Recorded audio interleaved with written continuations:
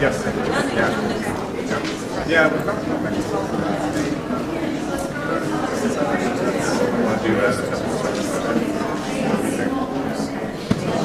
do you guys have fun? That's fun to have that.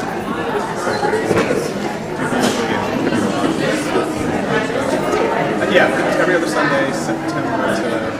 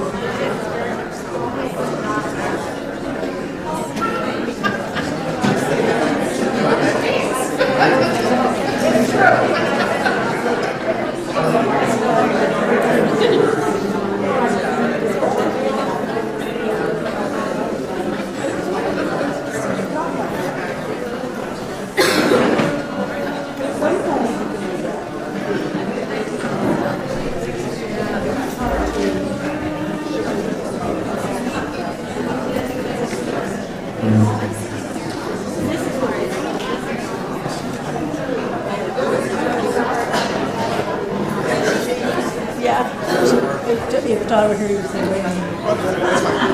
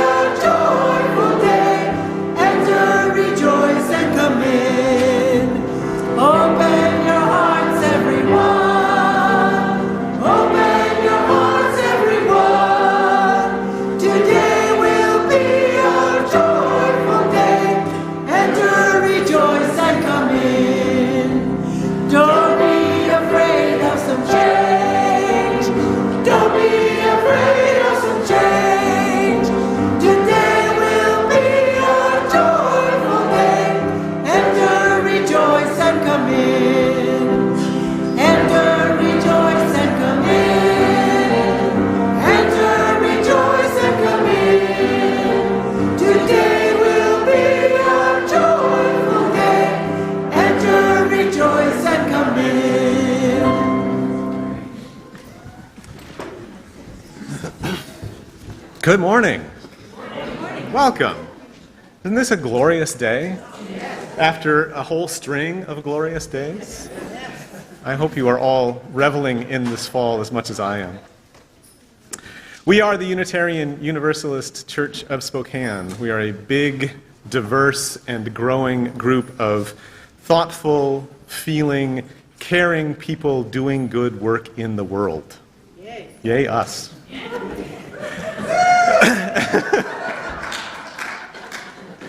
Individually, we are many things, and that's one of the things that we celebrate is our individuality. Together, we are a congregation. The Latin words that are the root of congregation mean to flock together. So like birds of a feather, we come here every Sunday to create a nourishing, liberal religious home and to champion justice, diversity, and environmental stewardship in our wider world, or as we like to say in short, to create community, find meaning, and work for justice. My name is David Boos. I have the honor of being your lay leader this morning. I also have the honor of sharing the pulpit this morning with the Reverend Elizabeth Stevens, who is the minister of the Unitarian Universalist Church of the Palouse in Moscow, Idaho, just down the road. Todd and Elizabeth are doing a pulpit exchange this morning, so he is there and she is here. And I'm sure that both congregations will benefit from hearing the different perspectives. Having heard Elizabeth's sermon at the first service, I can tell you it's delightful, so look forward to that. I'll introduce Elizabeth a little bit more fully in a minute, but I want to start with a few announcements and then we'll have time to greet one another. I first want to invite Doug Hugan to come up because he's got an announcement.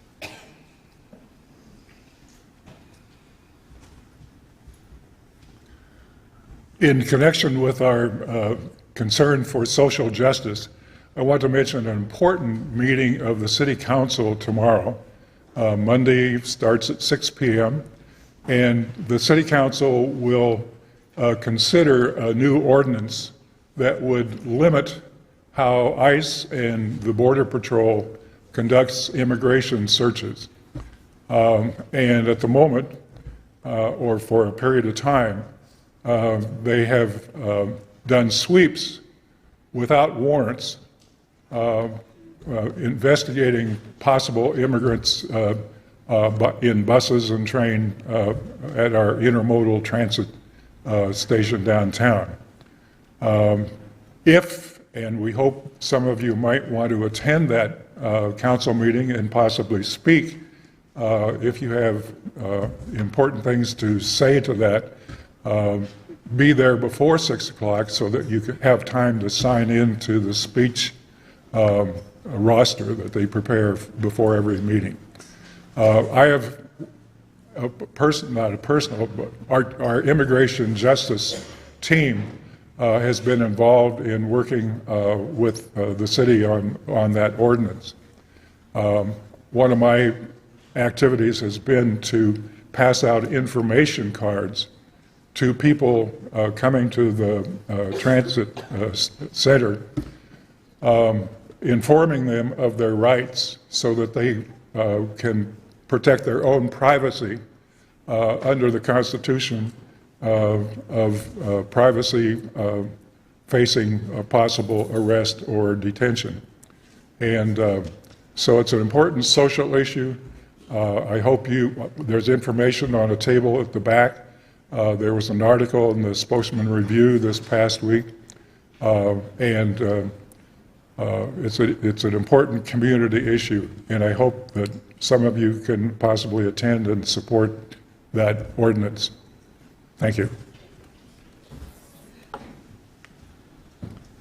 Thank you, Doug. Next Sunday, there are two important things that are happening. First of all, it's the kickoff of our annual community auction.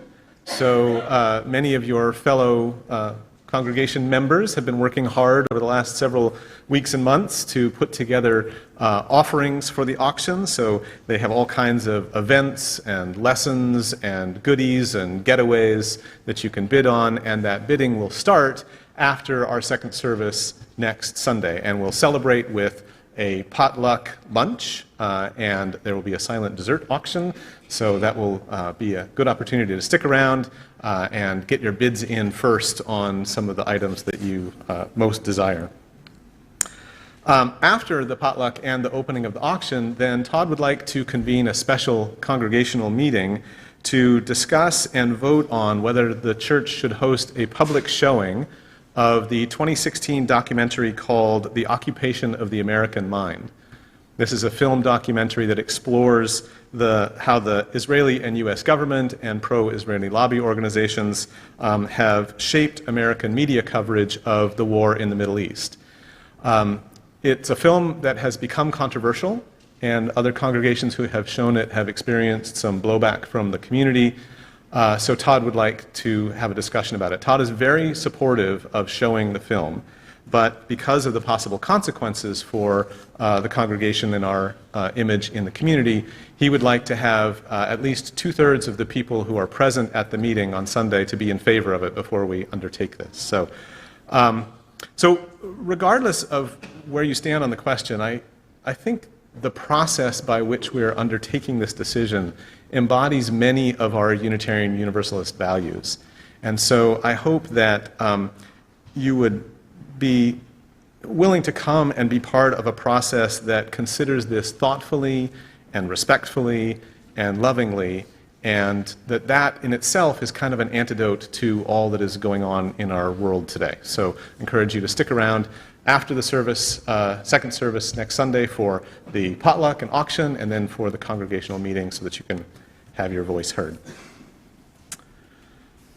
All that is going on in the world today is very much a part of the message that our guest minister this morning, Reverend Elizabeth Stevens, is going to be sharing. As I mentioned, Reverend Stevens is the minister in our fellow congregation down in Moscow. She is originally, however, from the other upper corner of the country. She's born and raised in Plymouth, New Hampshire. She was ordained in 2000 and spent a number of years juggling guest ministering, guest preaching, hospital chaplaincy, being a mom, living in the DC area and in the Boston area. And then in 2004, she made the move across the country and started at the Kitsap Unitarian Universalist Fellowship in Bremerton. And then she moved to Vashon Island UU Fellowship, and then finally to the dry side of the Cascade Mountains over here 6 years ago to Moscow. As if that hasn't been enough turmoil in her life, she's also pursuing her doctoral degree from the San Francisco Theological Seminary, and I'm happy to tell you she submitted her dissertation this week. So can I get an amen?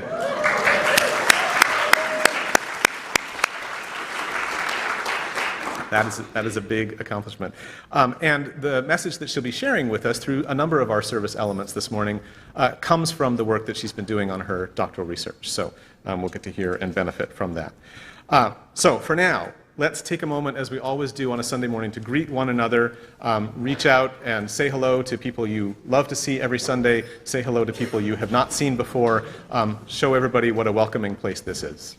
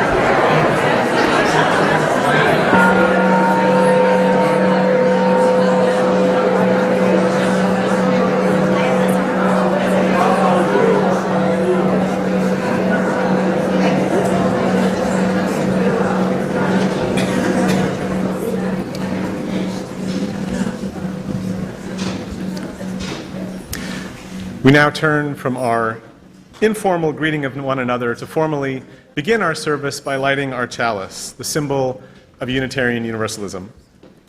The chalice is a symbol of our unity and our solidarity, of our openness and our inclusion, of our community and our individual uniqueness.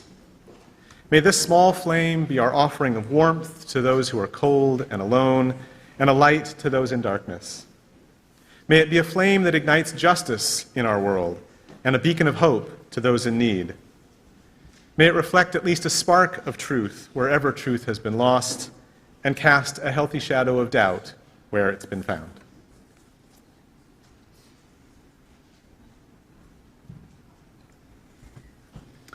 So good morning. I come bearing greetings from your siblings in faith just to the south.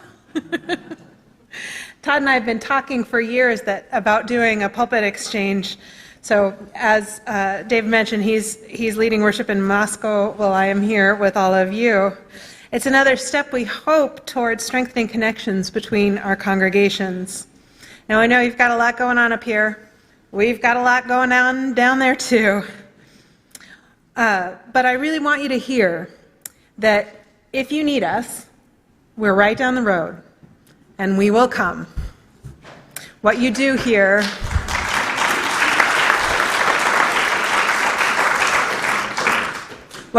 matters to us, and I'm sure that what we do matters to you as well. So, as David also mentioned, today's service draws on my doctoral work, which is on media-induced secondary trauma, also known as compassion fatigue, or as I've heard people name it lately, outrage fatigue. We'll reflect together on the ways we might maintain our sanity in these days of 24-hour news stream. How do we stay healthy? How do we stay grounded when there are almost daily assaults on the values we hold most dear? We're being asked to deal with a level of trauma and stimulus that is simply unprecedented. Our social evolution has outstripped our biological evolution. And so we're sailing in uncharted waters. They're dragons here. We need to be prepared to meet them with creativity and courage, and also concrete strategies that allow us to keep our hearts and minds open, even in the midst of overwhelm. So thank you very much for having me here this morning, and come, let us worship together.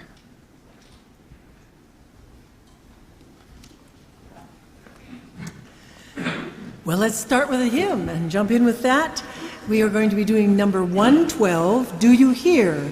Please rise as you're willing and able.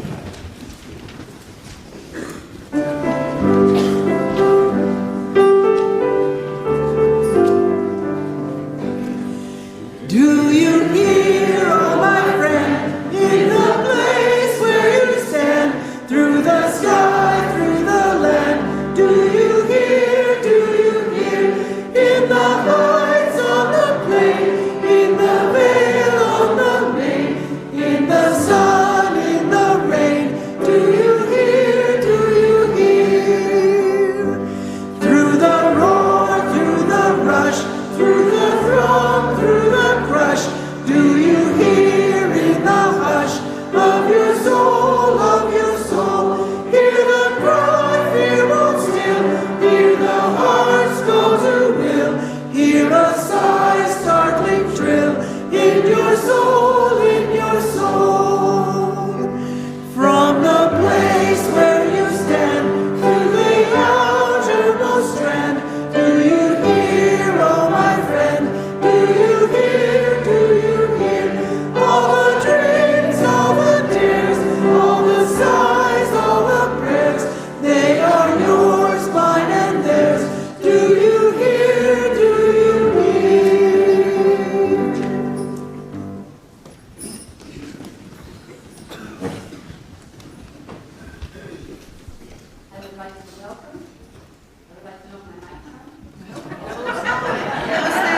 I would like to welcome children to come forward, and all those of you who are young at heart. Do you want to come down here, or are you okay there? Okay there.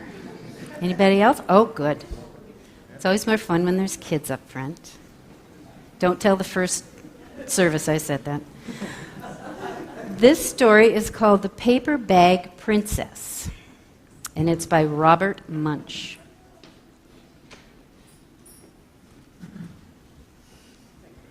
You will note that the main character's name is Elizabeth, as is our guest back here.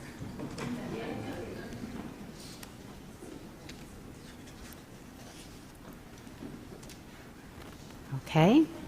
Elizabeth was a beautiful princess. She lived in a castle and had expensive princess clothes. She was going to marry a prince named Ronald. There they are.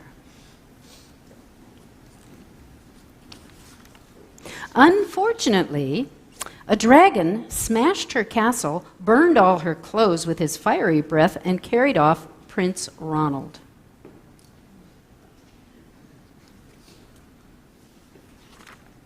Elizabeth decided to chase the dragon and get Ronald back. She looked everywhere for something to wear, but the only thing she could find that was not burnt was a paper bag. So she put on the paper bag and followed the dragon.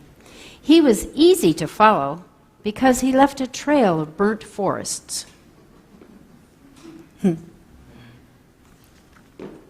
Finally, Elizabeth came to a cave with a large door that had a huge knocker on it. She took hold of the knocker and banged on the door. The dragon stuck his nose out of the door and said, "Well, a princess. I love to eat princesses, but I have already eaten a whole castle today. I'm a very busy dragon. Come back tomorrow."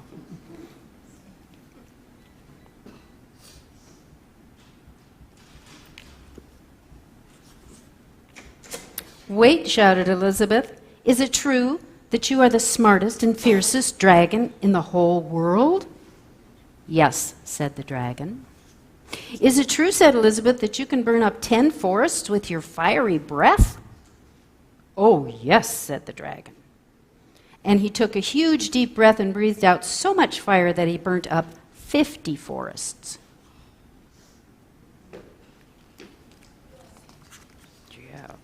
"Fantastic," said Elizabeth, and the dragon took another huge breath and breathed out so much fire that he burnt up 100 forests. "Magnificent," said Elizabeth, and the dragon took another huge breath, but this time nothing came out. The dragon didn't even have enough fire left to cook a hot dog.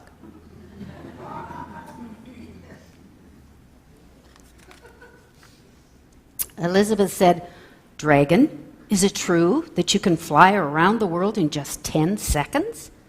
"Why, yes," said the dragon, and he jumped up and he flew all the way around the world in 10 seconds. He was very tired when he got back, but Elizabeth shouted, "Fantastic, do it again." So the dragon jumped up and flew around the whole world in just 20 seconds. When he got back, he was too tired to talk, and he lay down and he went straight to sleep.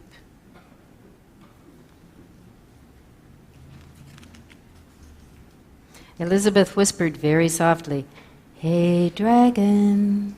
Dragon didn't move at all.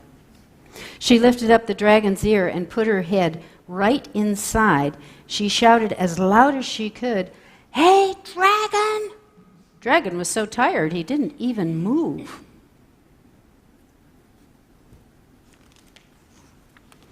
Elizabeth walked right over the dragon and opened the door to the cave, and there was Prince Ronald. He looked at her and said, "Elizabeth, you're a mess. You smell like ashes. Your hair is all tangled, and you're wearing a dirty old paper bag. Come back when you are dressed like a real princess." "Ronald," said Elizabeth, "your clothes are really pretty, and your hair is very neat. You look like a real prince, but you are a bum." And they didn't get married.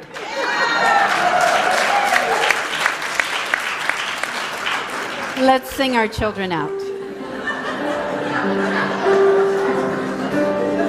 Did you like that story? May the spirit of love surround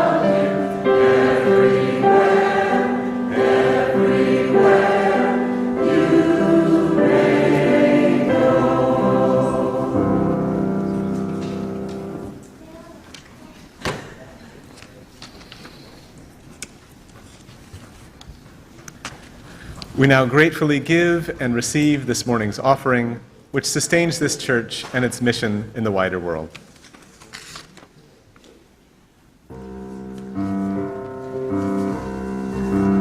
We are going, heaven knows where we are going, but we know within that we will get there.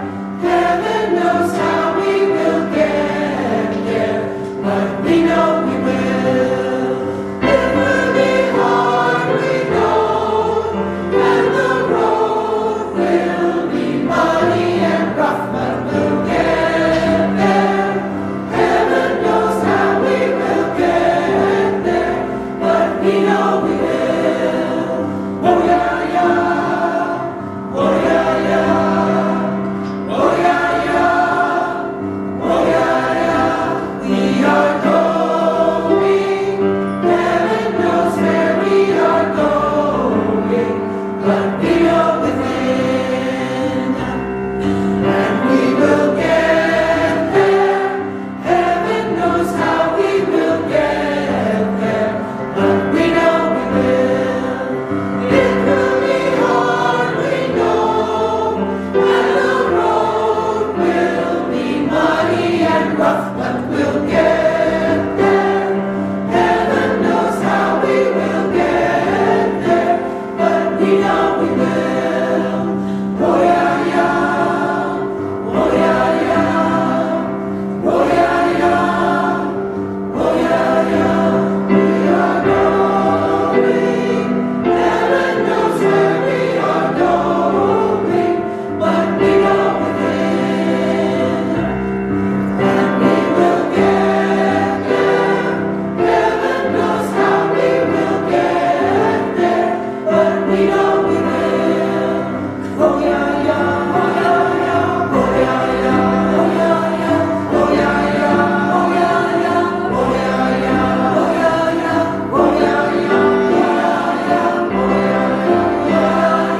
Oh yeah, yeah. Oh yeah, yeah. Oh yeah, yeah. Yeah, yeah.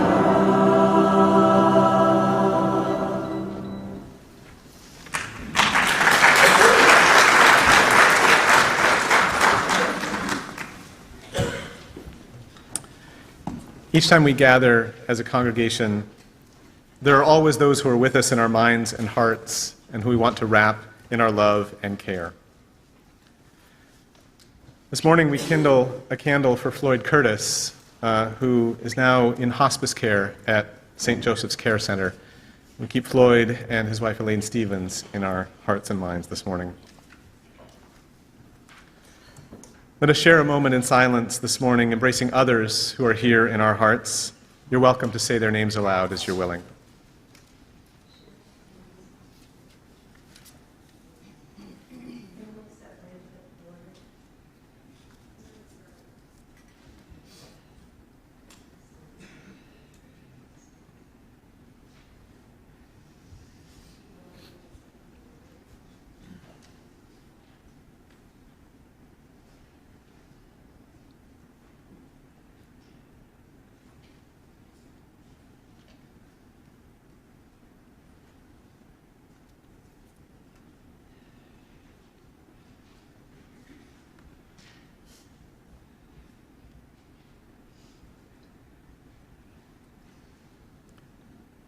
Those named aloud, and those remembered in the silence, and all those who are suffering elsewhere in our world at this hour, we hold in our community of compassion.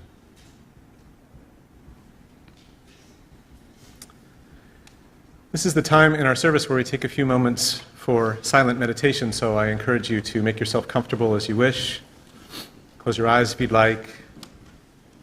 Take a breath. To take us into meditation this morning, I offer a few short, declarative sentences on the theme of love. Appreciate beauty. Offer kindness. Seek understanding. Practice compassion.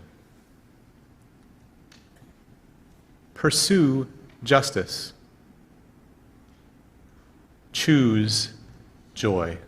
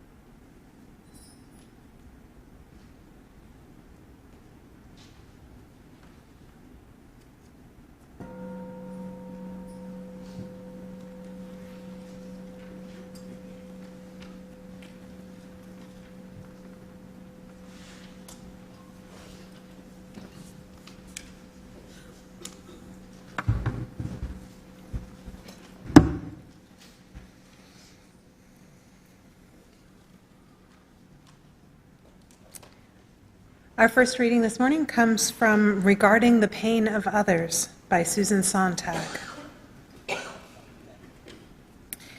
Being a spectator of calamities taking place in another country is a quintessential modern experience.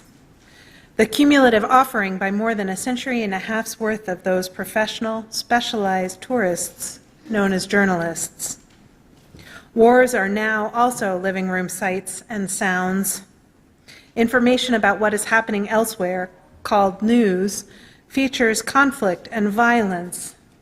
If it bleeds, it leads, runs the venerable guideline of tabloids and 24-hour headline news shows, to which the response is compassion, or indignation, or titillation, or approval, as each misery heaves into view.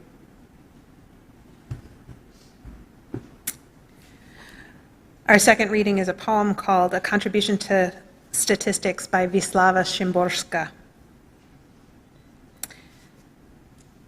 Out of 100 people, those who always know better, 52. Doubting every step, nearly all the rest. Glad to lend a hand if it doesn't take too long, as high as 49. Always good because they can't be otherwise, 4. Well, maybe 5. Able to admire without envy, 18. Suffering illusions induced by fleeting youth, 60, give or take a few. Not to be taken lightly, 40 and 4. Living in constant fear of someone or something, 77. Capable of happiness, 20-something, tops. Harmless singly, savage in crowds, half at least. Cruel when forced by circumstances, better not to know even ballpark figures. Wise after the fact, just a couple more than wise before it. Taking only things from life, 30, I wish I were wrong. Hunched in pain, no flashlight in the dark. 83 sooner or later. Righteous, 35, which is a lot. Righteous and understanding, 3. Worthy of compassion, 99.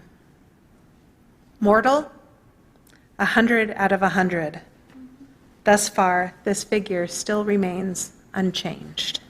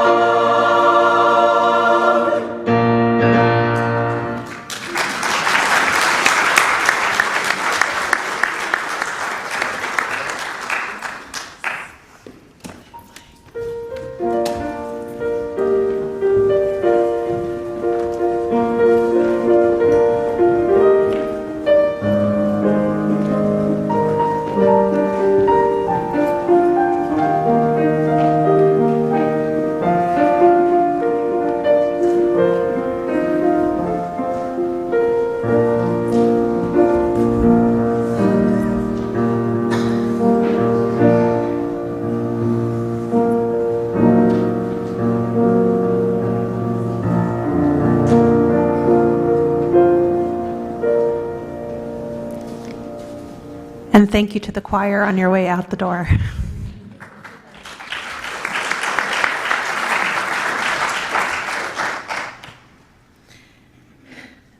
So there's a picture of a map. I think you can find it in almost every elementary school social studies textbook. It's in the unit about the conquest of North and South America by the Europeans. I think you know the one I'm talking about. It shows Europe and Africa and Asia, and then just off the coast, the Latin phrase, hic sunt dracones, or here there are dragons. Here there are dragons. When we venture beyond the limits of what we know, beyond what's familiar, we're afraid we're going to find something scary and dangerous and mythical waiting for us, wanting to eat us up. This is the phrase that came to mind when I first began to think about a service focusing on skillful navigation of modern media.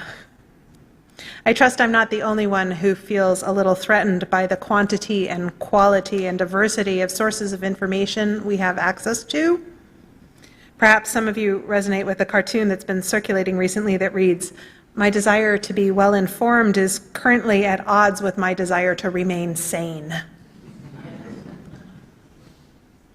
So here's what we know.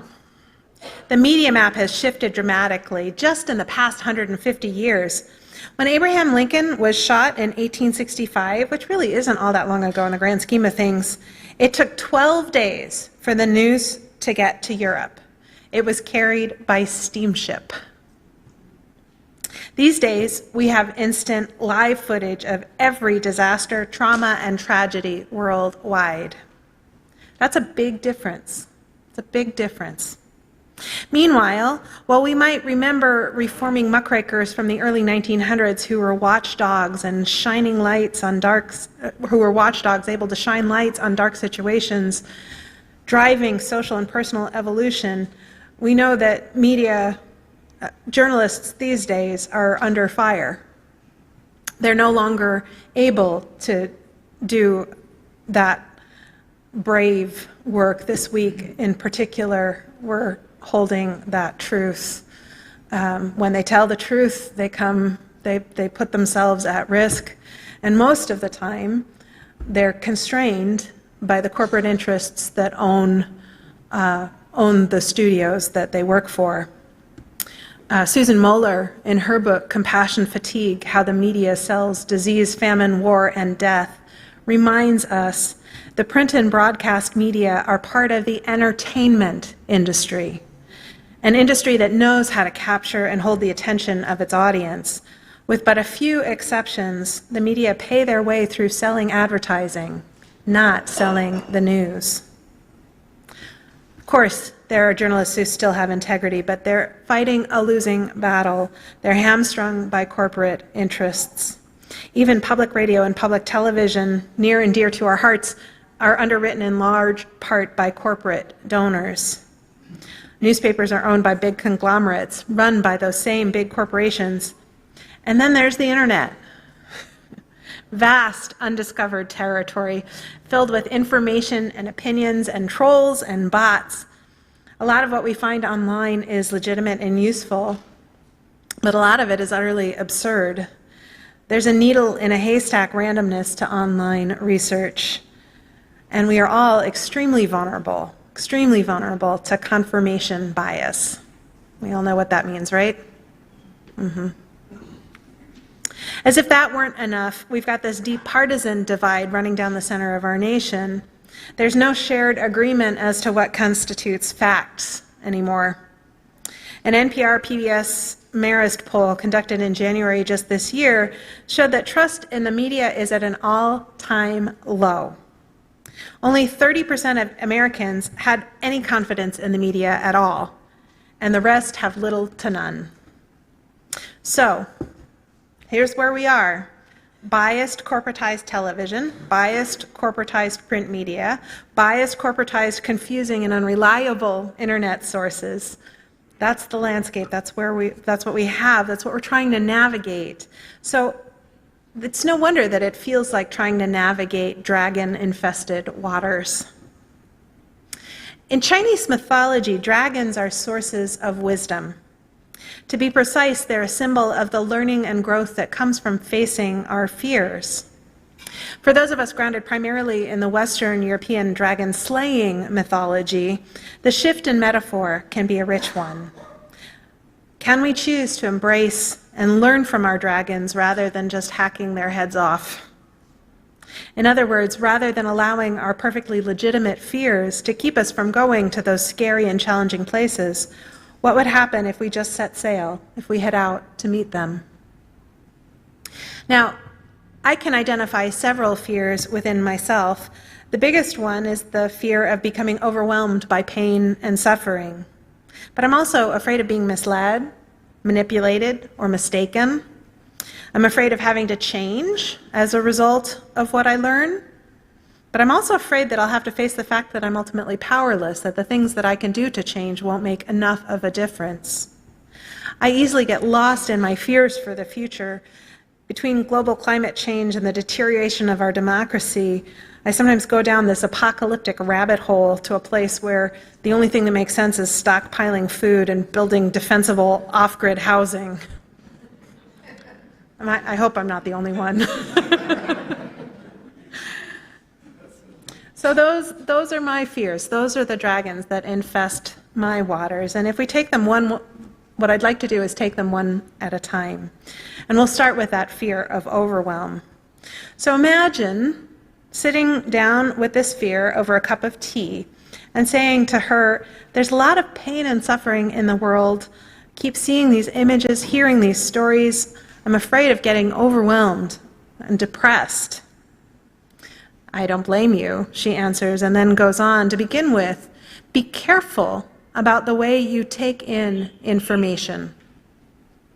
There's a difference, it turns out, in the way our brains handle stories and images, moving images, and in particular images of trauma, images that frighten or horrify us, go through our reptilian brain, our limbic system.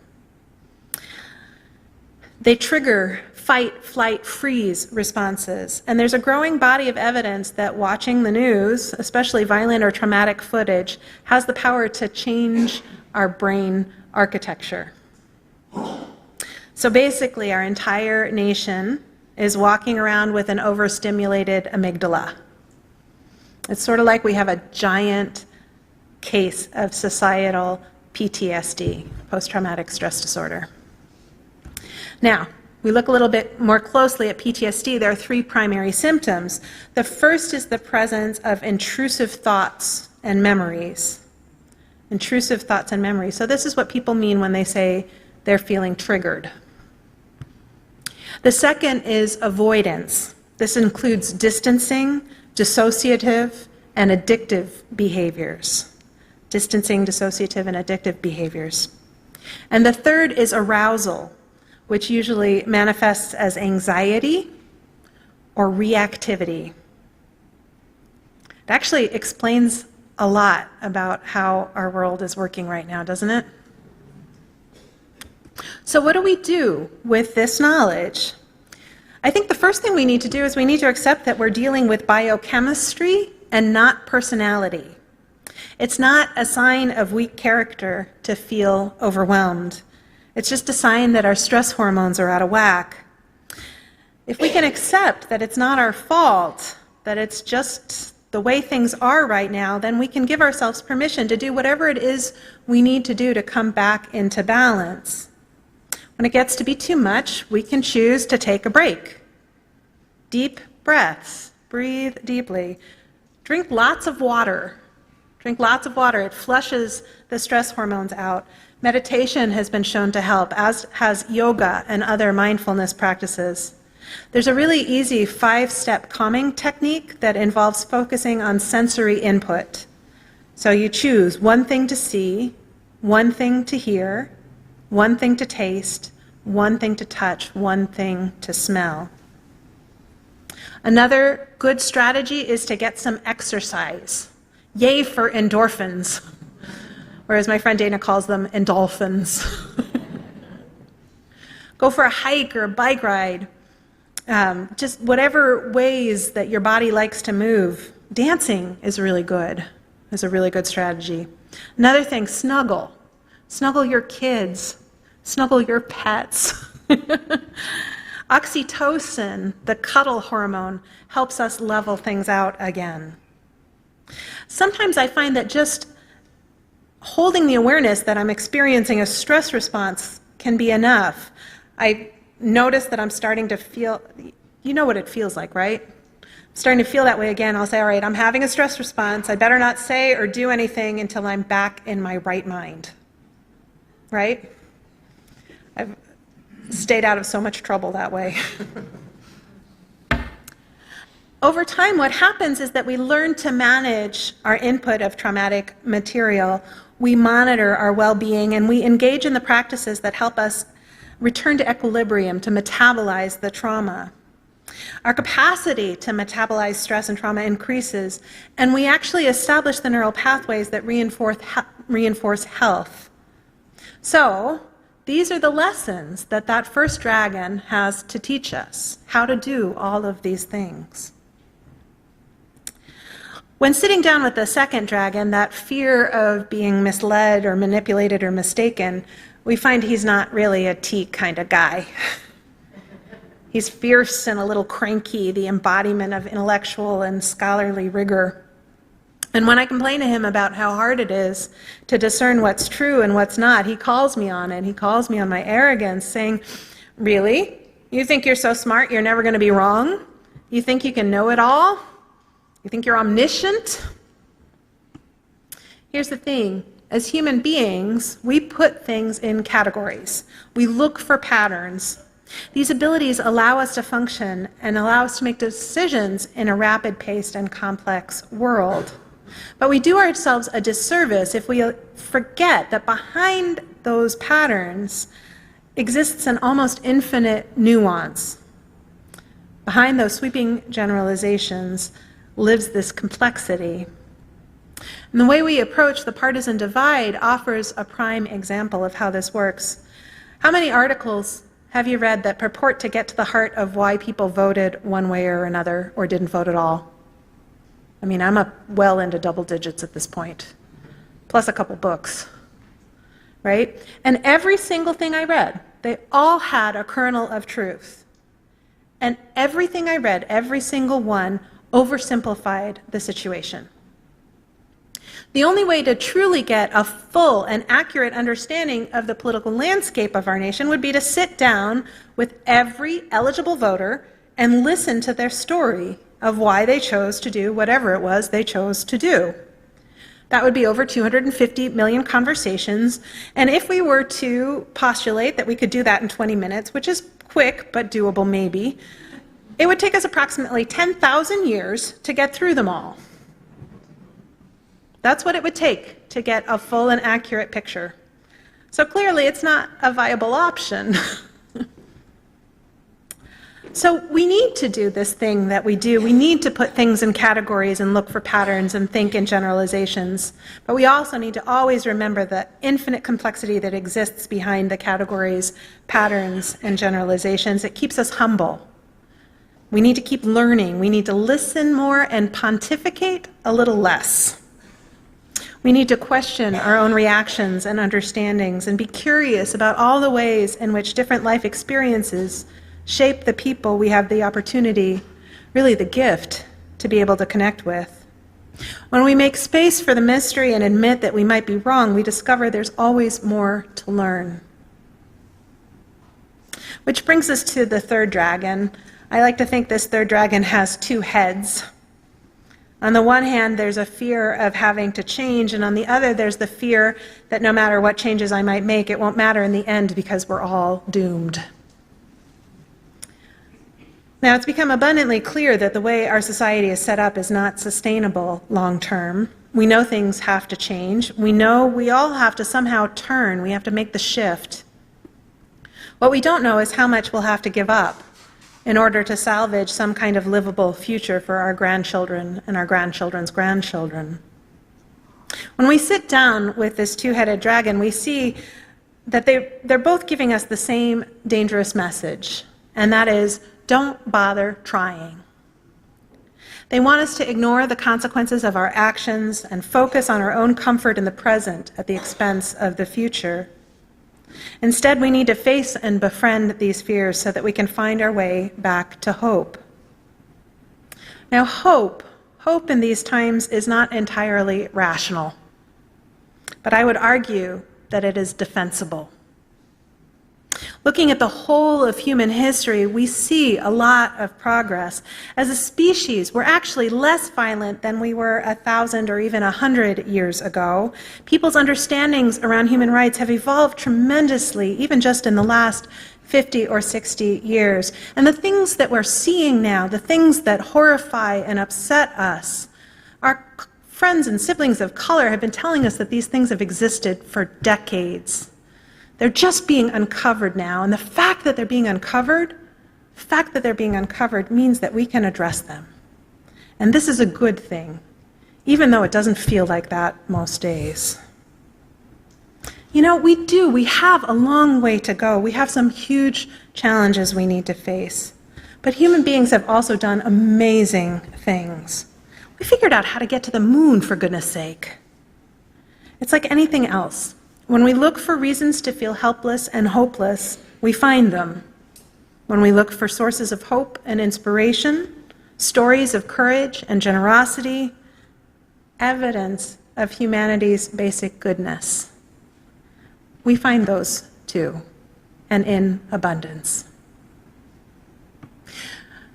I sometimes tell my folks that it's hard to be human, and that that's been true always and is especially true perhaps now. But I find that some of the things that make it hardest to be human here and now are actually a little encouraging if you look at them in the right light. So we're more aware of suffering around the globe, and that's hard. We can hardly help but struggle with compassion fatigue, with feelings of overwhelm. On the other hand, we're able to communicate and organize in ways our parents and grandparents couldn't have imagined. We're able to feel connected to people on the other side of the planet in ways that weren't possible even just a generation or two ago. We're painfully aware of how little we can know for sure how complex the world is. We can hardly help but feel inadequate to the task of living principled and wise lives. And yet we have access to more information than ever before. There's no limits to what we can find out, except for time. We see the looming danger of climate change and societal collapse. Is it any surprise that we sometimes want to retreat to underground bunkers and stockpile emergency supplies? And yet, we're capable of such staggering technological leaps and advances. We come from a species that came to dominance not because of our particular strength or speed, but because of our ability to adapt. We're past the edge of the map. We're in territory where there are dragons, bewildering challenges that may take us down, and that's real and it's scary. But if we can face and befriend these dragons and learn what they have to teach us, well then I think we might just discover a new way of being human, a sustainable way, an interconnected way, a balanced and just and loving and peaceful way. My friends, this is our work to do here and now. May we do it with courage, with commitment, and with joy. Above all, may we do it together. So be it, and so may it be.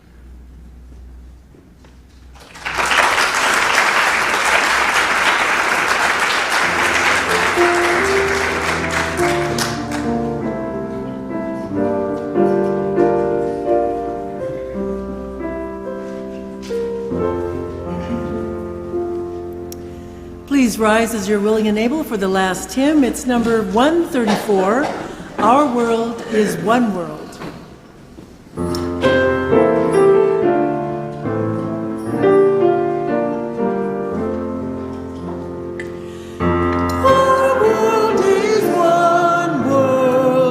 What touches one affects us all.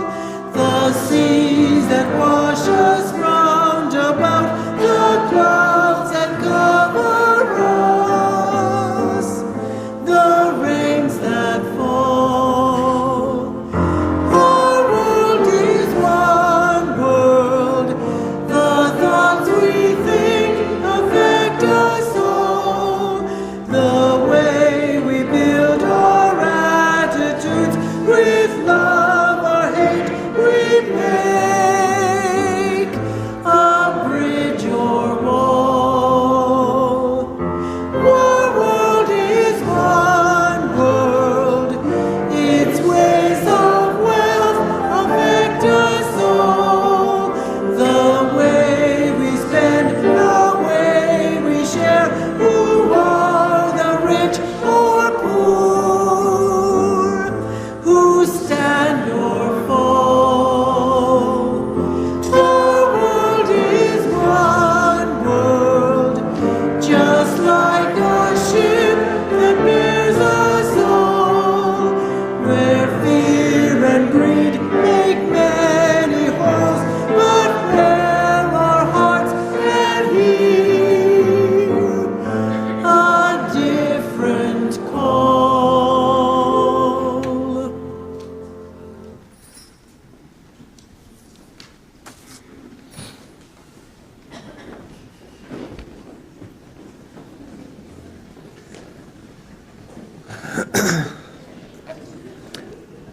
Our closing words this morning come from the Reverend Barbara Hamilton Hallway. Go now in peace. Deeply regard each other. Truly listen to each other. Speak what each of you must speak. Be ready in any moment to disarm your own heart, and always live as if a realm of love had begun. Amen. Blessed be. Salam alaikum. Shalom.